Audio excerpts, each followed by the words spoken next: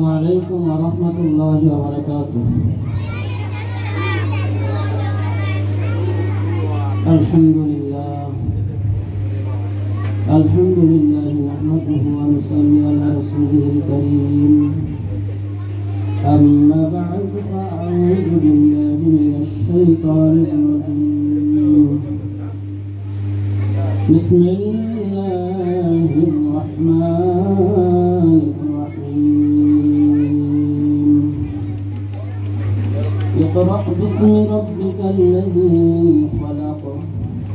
خلق الإنسان من علق إلى آخر الآية. قال الله تعالى في كلامه المجيد وقال النبي صلى الله عليه وسلم সকলের প্রতি আমার আন্তরিক সালাম। আসসালামু আলাইকুম ওয়া রাহমাতুল্লাহি ওয়া বারাকাতুহু। এই মজলিসে জান্নাতের বাগানে আমরা আসতে পারছি, সুযোগ আল্লাহ তাআলা করে দিয়েছেন। এজন্য আমরা সকলেই গর্বিত। সেই মহান রব্বুল আলামিনের দরবারে আমরা শুকরিয়া আদায় করি, আলহামদুলিল্লাহ।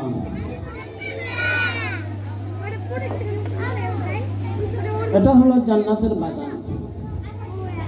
মাদ্রাসা है बाग़े जन्नत, मुअल्लिम है मिस्र गुल, शुहूद उसमें इल्म दिन है, तुलबा हो सबसे बुलबुल। সেই জান্নাতের বাগানে আল্লাহ তাআলা আমাদেরকে আনছেন। বরকতময় মজলিস, দুনিয়ার মধ্যে সবচেয়ে উত্তম স্থান মাদ্রাসা, এবং সেই উত্তম স্থানের জান্নাতের বাগান আল্লাহ পাক আমাদেরকে আনছেন। এই জন্য আমরা সকলেই গর্বিত, আনন্দিত। এই দুনিয়ার জান্নাতে যারা আচরণ করবে, বিচরণ করবে, আল্লাহ তাআলা এই অবস্থায় রাখলে কাল কিয়ামতের ময়দানে পরওয়ারদিগারে আলম এই ছাত্র ছাত্রীর যারা গার্জিয়ান আছেন, মা বাবা আছেন, কাল কিয়ামতের ময়দানে তাদের নূরের তাজ পরিয়ে দিবেন। বলেন সুবহানাল্লাহ।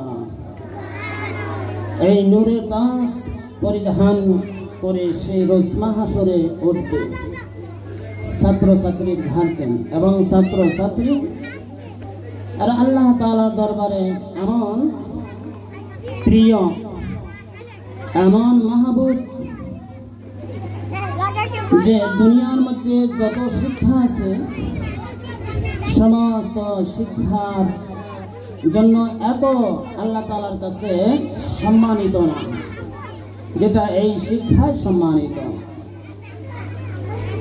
যখন তালবে ইলম ছাত্র ছাত্রীরা দিন শিক্ষার জন্য মাদ্রাসার দিকে আসতে থাকে, যাইতে থাকে, আল্লাহ রাব্বুল আলামিনের রহমতের ফেরেশতারা তাদের জন্য পাখা পর বিছায়া দেয়, তার উপর দিয়ে তারা বিচরণ করতে থাকে, যাওয়া আসা করতে থাকে। এরকম সম্মান আল্লাহ তাআলা এই দিন শিখনেওয়ালা তালবে ইলম ছাত্র ছাত্রীদের জন্য আল্লাহ তাআলা দিয়েছেন, এবং এরকম সম্মান আল্লাহ তাআলা হাসরে মাঠেও দিয়ে দিবেন। সেই মজলিসে আমরা আসছি। প্রত্যেকটা নর এবং নারীর উপরে, প্রত্যেকটা পুরুষ এবং মহিলাদের উপরে দিন শিক্ষা করা ফরজ। আল্লাহ তাআলা বলছেন প্রথমেই যে ইকরা বিসমি রাব্বিকাল্লাযী খলাক, তোমরা পড়ো তোমাদের প্রভুর নামে। সেই প্রভুর নামের কথাই শিক্ষা করার জন্য আল্লাহ তাআলা বলছেন। আর আল্লাহর নবী হযরত মুহাম্মদ রাসূলুল্লাহ সাল্লাল্লাহু আলাইহি ওয়াসাল্লাম ফরমায়াছেন, তালাবুল ইলমি ফরিদাতুন আলা কুল্লি মুসলিম। প্রত্যেকটা পুরুষ এবং নারীর উপরে দিন শিক্ষা করা ফরজ। যারা দিন শিক্ষা করবে, দিন শিক্ষা করিয়া সেই দিন অনুপাতে চলতে থাকবে, তাদের জন্য আল্লাহ তাআলা সুসংবাদ দিয়েছেন জান্নাত। সেই জান্নাত, এই জান্নাত কামায়ের পথ হলো দুনিয়া। আল্লাহ রাসূল সাল্লাল্লাহু আলাইহি ওয়াসাল্লাম ফরমান, দুনিয়া মাজরাতুল আখিরাহ, দুনিয়াটা হলো আখিরাতের শস্যক্ষেত। এই দুনিয়ার থেকে যখন আখিরাতের শস্য ফলাইয়া নিতে পারবে, আমল আখলাক ভালো করে যেতে পারবে, সেই তাদের জন্য আল্লাহ তাআলা জান্নাতুল ফেরদাউস নসিব করিয়া দিবেন। সে আখিরাতের ফসল ফলাইতে হলে দিন শিক্ষা করতে হবে, ইলম শিক্ষা করতে হবে। সেই ইলমের কারখানা হলো মাদ্রাসা। এই মাদ্রাসায় যখন আসবে, দিন শিক্ষা করবে, আমল আখলাক ভালো করবে, একজন সন্তান যদি আলেমা হতে পারে, হাফেজা হতে পারে, আলেম হতে পারে, হাফেজ হতে পারে, এবং দুনিয়ার মধ্যে সঠিক শিক্ষা অর্জন করিয়া আল্লাহ তাআলাকে চিনতে পারবে, আল্লাহ রাসূল সাল্লাল্লাহু আলাইহি ওয়াসাল্লামকে চিনতে পারবে, দিন চিনতে পারবে। যখন দিন চিনবে, দিন বুঝবে, তখন তাদের জন্য আমল করা সহজ হয়ে যাবে। সেই শিক্ষা কারখানা হলো মাদ্রাসা। মাদ্রাসায় যখন আমার আপনার সন্তানদেরকে দিব, তখন সেই সন্তানের পিছনে আমরা আমাদের দিল মন, আমাদের সমস্ত মেধা, পরিশ্রম, টাকা পয়সা তাদের পিছনে খরচ, এগুলা সঠিকভাবে যখন হয়ে যাবে, তখন কিয়ামতের ময়দানে ওই মা বাবা নূরের তাজ পরিধান করে উঠতে পারবে। সেই শিক্ষার কারখানা আমরা এখানে আমাদের সন্তানদেরকে দিয়েছি, আমরা ভালো করেছি।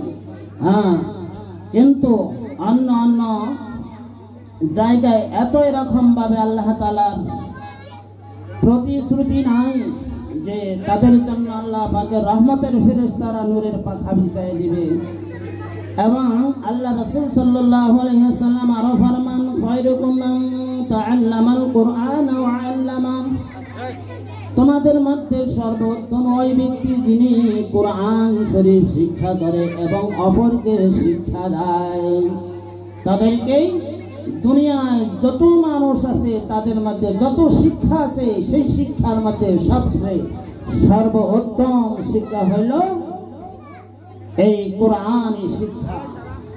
সেই শিক্ষার মজলিসে এবং এই শিক্ষার মধ্যে যারা শ্রেষ্ঠ হয়েছে, তাদের এরকম সম্মানী এবং তাদের সম্মানী দেওয়ার জন্য এই অনুষ্ঠান হচ্ছে, এবং কোরআন তাদের হাতে তুলে দিবে, সেই মজলিসে আল্লাহ পাক আমাদেরকে আনছে। এজন্য আমরা আমাদের সন্তান যারা আছে তাদেরকে দিন শিক্ষা দেওয়ার জন্য আমরা চেষ্টা করতে থাকব। সর্বপ্রথমেই দিন শিক্ষা করাইতে হবে। এই দিন যদি সন্তানদের ভিতরে আমরা শিক্ষা না দেই, তাহলে প্রত্যেকের উপরে, প্রত্যেক মার উপরে, বাবার উপরে ফরজ ছিল যে সন্তানদেরকে প্রথমে দিন শিক্ষা দিতে হবে। এই দিন শিক্ষা যদি দেয়, দিন শিক্ষা দিলে তারা সঠিক পথ পাবে। সঠিক পথ পাইয়া সে আল্লাহ তাআলাকে চিনতে পারবে, আল্লাহ রাসূল সাল্লাল্লাহু আলাইহি ওয়াসাল্লামকে চিনতে পারবে, আমল করা সহজ হয়ে যাবে। আর যদি দিন শিক্ষা না দেওয়া হয়, তাহলে তাদের আমল আখলাক ভালো থাকবে না, পবিত্রতা কিভাবে হবে সেটা তারা জানতে পারবে না। এই পবিত্রতার জন্য যেমন যে ওযুর ফরজ, গোসলের ফরজ, ইস্তেঞ্জার মধ্যে ইস্তেঞ্জা করা শিক্ষা, যখন অন্যান্য শিক্ষার মধ্যে তারা শিক্ষা গ্রহণ করতেছে, কিন্তু তাদের মধ্যে এরকম কিভাবে ইস্তেঞ্জা করবে, পেশাব পায়খানা করবে, শরীর পবিত্র থাকবে, কাপড় পবিত্র থাকবে, এই চিন্তাধারা তাদের ভিতরে থাকে না। কিন্তু যখনই তিনি মাদ্রাসায় আসবে, দিন শিক্ষা করতে থাকবে, তখন তাদের শরীর কিভাবে পবিত্র থাকবে সেগুলা সমস্ত কিছুই তারা জানতে পারবে, শিখতে পারবে এবং আমল করতে পারবে। কিয়ামতের ময়দানে আল্লাহ তাআলা মা বাবা এরকম ভাবে তাদেরকেও জবাবদিহি করতে হবে। সন্তানকে যদি সুশিক্ষা না দেয়, ছেলেকে মেয়েকে সুশিক্ষা না দেয়, প্রথমে মা বাবা ঠেকিয়া যাইবে। যে চার ব্যক্তিকে এরকম ভাবে জাহান্নামে নিক্ষেপ করবে। এক নম্বরে বাবা, উনি যদি সন্তানদেরকে দিন শিক্ষা না দেন, দিনের উপরে চলা শিক্ষা না দেন, হয়তো বাবার ভাগ্য হলো না, দুনিয়ার থেকে বিদায় হয়ে গেল, এই দায়িত্ব থাকবে বড় ভাইয়ের উপর। ওই ভাইয়ের দায়িত্ব থাকবে যে ভাই থাকবে, বোন থাকবে, তাদেরকে দিন শিক্ষা দিবে এবং দিনের উপরে চলার জন্য চেষ্টা করবে। সেই ভাইয়ের ওরকম ভাবে শিক্ষা দেওয়ার মতো তার ক্ষমতা হলো না, যোগ্যতা হলো না, বুঝ নাই, তখন হয়তো মেয়েকে বিবাহ শাদী দিয়ে দিবে। তখন ওই মেয়ের স্বামীর উপরে এই দায়িত্ব আসবে যে মেয়েকে কিভাবে আল্লাহর হুকুম অনুযায়ী নামাজ কালাম পর্দা পুশিদা রাখা যায়, সেই শিক্ষাগুলো স্বামীর উপরে দায়িত্ব এসে যায়। ওই স্বামী যদি শিক্ষা না দেয়, স্বামীরও এরকম ভাবে সময় হলো না, তারপর মুহূর্তে যখন সন্তান থাকে, বড় ছেলে থাকে, ওই ছেলের উপরে দায়িত্ব আসিয়া যায়। ওই ছেলে দেখবে যেহেতু পুরুষ বিভিন্ন জায়গায় ওয়াজ মাহফিলে, মসজিদে, ধর্মীয় অনুষ্ঠানে তারা যেতে থাকে, দিনী কথাবার্তা শুনতে থাকে, এজন্য তাদের এলেমের জ্ঞান থাকে। আর ওই শিক্ষা মাকেও ওই ছেলে তিনি শিক্ষা দান করাইবেন, নামাজ কালাম পর্দা পুশিদার কথা মাকে শিক্ষা দেবেন। যদি এই চারজনের মধ্যে কেউই যদি দিনের শিক্ষা দিল না, ছেলেকেও দিল না, মেয়েকেও দিল না, কাল কিয়ামতের ময়দানে ওই মা বাবা সন্তানে আরজি জানাবে, রব্বুল আলামিন, দুনিয়ার মধ্যে যদি আমরা দুনিয়ার কাজ কর্মের মধ্যে কোনো ভুল ত্রুটি হয়ে যাইত, তাহলে মা বাবা আমাদের প্রতি চড়াও রাগান্বিত হইত, হয়তো কোনো সময় রাগ করে বাড়ি থেকে তারাইয়াও দিত, খাবারও দিত না। কিন্তু এই যে তোমার মহান হুকুম, নামাজ, রোজা, পর্দা পুশিদা, হজ, যাকাত, এগুলার কথা আমাদেরকে কখনো মা বাবা বলে নাই। তো তাদের কারণে যেহেতু আমরা জাহান্নামী হয়ে গেলাম, অতএব সেই মা বাবাকে জাহান্নামের উপর দিয়া পুল বানাইয়া দাও, তাদের বুকে লাথি মেরে আমরা জাহান্নামে যাই, এরপর মা বাবাকে জাহান্নামে নিক্ষেপ করে দিবে। সেজন্য এখন অতীব আহসান বিভিন্ন জায়গায়, মহল্লায় মহল্লায়, অলিতে গলিতে দিন শিক্ষার কারখানা হয়েছে, মাদ্রাসা হয়েছে, নুরানি মাদ্রাসা হয়েছে। বলে উতলুবু ইলমা ওয়ালাউ কানা ফিস চীন, দিন শিক্ষার জন্য যদি সুদূর চীন দেশেও যেতে হয়, তবু সেখানে গিয়েও দিন শিক্ষা করো। এখন তো আমাদের মধ্যে ওরকম না, অত দূর দূরান্ত যেতে হয় না, আশেপাশে মাদ্রাসার কমতি নাই। আর এই মাদ্রাসার মধ্যে দিন শিক্ষা সমন্বয়ে এরকম দুনিয়াবি শিক্ষা, দুনিয়ায় চলতে গেলে যাহা কিছু প্রয়োজন, যে কালামের প্রয়োজন, যে বাংলা লেখার প্রয়োজন, ইংরেজি লেখার প্রয়োজন, অঙ্কের প্রয়োজন আছে, সেগুলাও এখন এই নুরানি প্রতিষ্ঠানগুলোর মধ্যে, মাদ্রাসার মধ্যে শিক্ষা দেওয়া হয়। সেই শিক্ষা যখন অর্জন করতে থাকে, ছেলের মধ্যে মেয়ের মধ্যে রকম নম্রতা, সভ্যতা, ভদ্রতা এবং শিক্ষা, আদব কায়দা, মা বাবাকে মানা, বড়দেরকে মান্য করা, ওস্তাদদেরকে মান্য করা, গণ্য করা, এগুলা শিক্ষা তাদের মধ্যে এসে যায়। পাক পবিত্রতার শিক্ষা তাদের মধ্যে এসে যায়। নামাজ কালাম পড়ার শিক্ষার যোগ্যতা তাদের মধ্যে এসে যায়। তারা এরকম ভাবে দিনগুলো শিক্ষা করে।